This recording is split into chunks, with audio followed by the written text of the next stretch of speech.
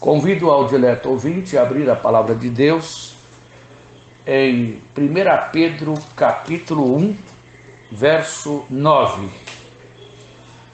Primeira carta de Pedro, capítulo 1, verso 9. Como eu já gostei de pregar nesse texto. Alcançando o fim da vossa fé, a salvação das vossas almas. Quero esclarecer nessa tarde o que é salvação. Entender o que a Bíblia chama de salvação é básico para a fé cristã, porque a salvação representa o fim que se busca alcançar pela fé. Nem sempre a salvação é conhecida em sua natureza essencial. Muitas vezes, aspectos secundários da vida do cristão com Deus, que podem ser chamados de bênçãos, são tomados como sendo a essência da salvação. E quando esses aspectos deixam de ser bastante evidentes, a tendência geralmente é de desânimo ou desilusão na vida cristã. Então é importante que saibamos o que é a salvação. Salvação nada mais é senão livramento do pecado e de seus efeitos mediante a ação graciosa de Deus em Cristo para uma vida de glória com Deus numa nova ordem de existência eterna. Esse conceito contém alguns aspectos que merecem destaque para melhor esclarecimento do significado da salvação. A ideia básica da salvação na Bíblia é livramento, libertação de alguma coisa. Lá no Antigo Testamento, nós queremos mostrar o Antigo Testamento falando de salvação, de livramento de Deus. Queremos mostrar alguma coisa sobre esse assunto agora. No Antigo Testamento era o livramento de doença, da morte, do cativeiro, do inimigo e o escapar de toda espécie de males. Tinha mais o sentido de livramento de coisa dessa vida e do mundo temporal e visível do que no sentido espiritual. No Novo Testamento, a salvação passou a significar primariamente o livramento do pecado e de seus efeitos. A ideia de salvação contrasta com o fato de o indivíduo perecer. A palavra da cruz é loucura para os que perecem, mas para nós que somos salvos é o poder de Deus. Aquele que não for salvo perecerá, quer dizer, terá que sofrer todos os efeitos dos seus pecados, incluindo a separação eterna de Deus e as terríveis angústias no estado de perdição. Toda transgressão será punida, e com mais rigor aquelas praticadas à luz da revelação divina no Evangelho de Jesus Cristo. O pior e maior efeito do pecado, sabe qual é? A morte. Como diz o himnógrafo, pecado traz a morte, assim Deus declarou, e o homem sem desculpa perante Deus ficou. Morte considerada nas suas três dimensões, que são física, espiritual e eterna. Salvação é livramento pleno do pecado, da morte e dos sofrimentos futuros da perdição.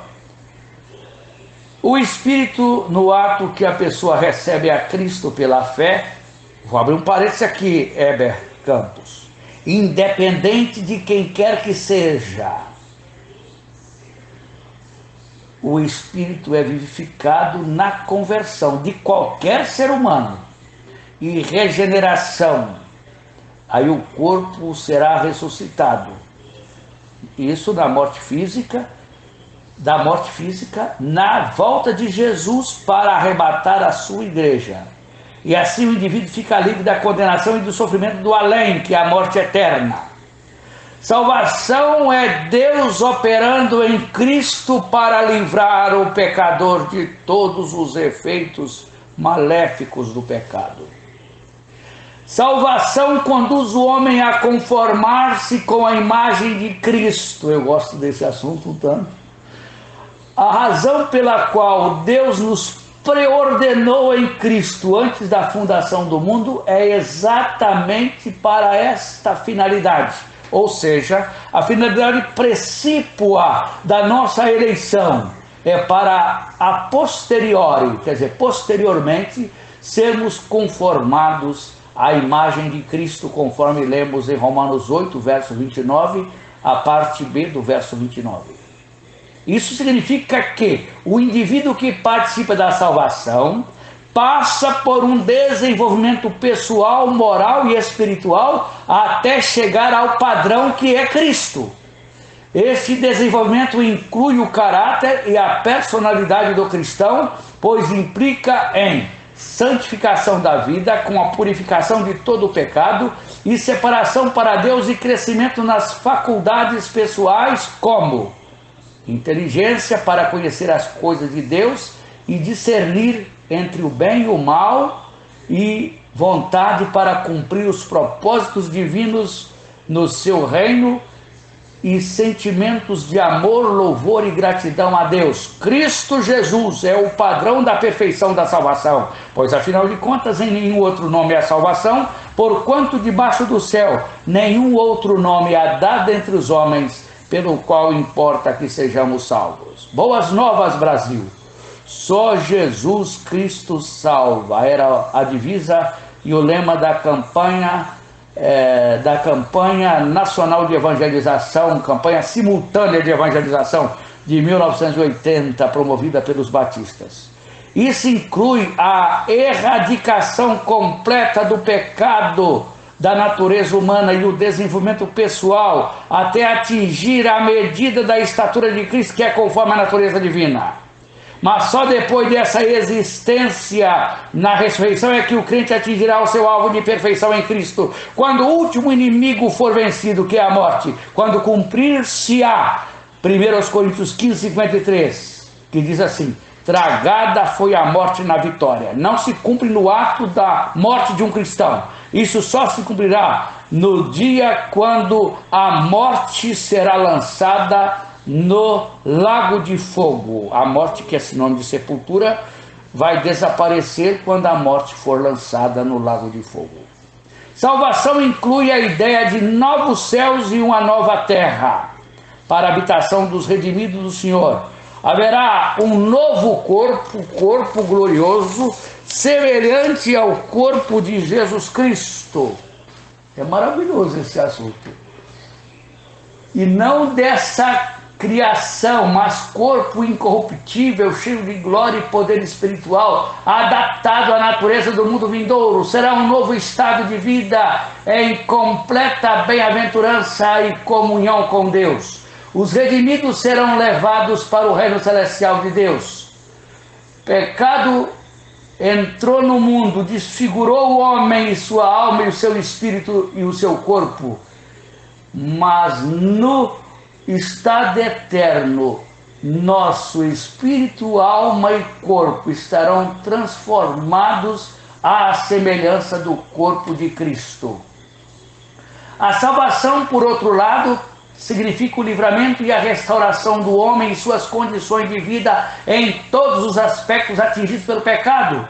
O indivíduo é completamente libertado para uma existência de glória eternal na presença de Deus. O salvo é levado para um novo paraíso, onde Deus com ele habitará. Não é o homem ir habitar com Deus. Eu acho interessante isso aqui.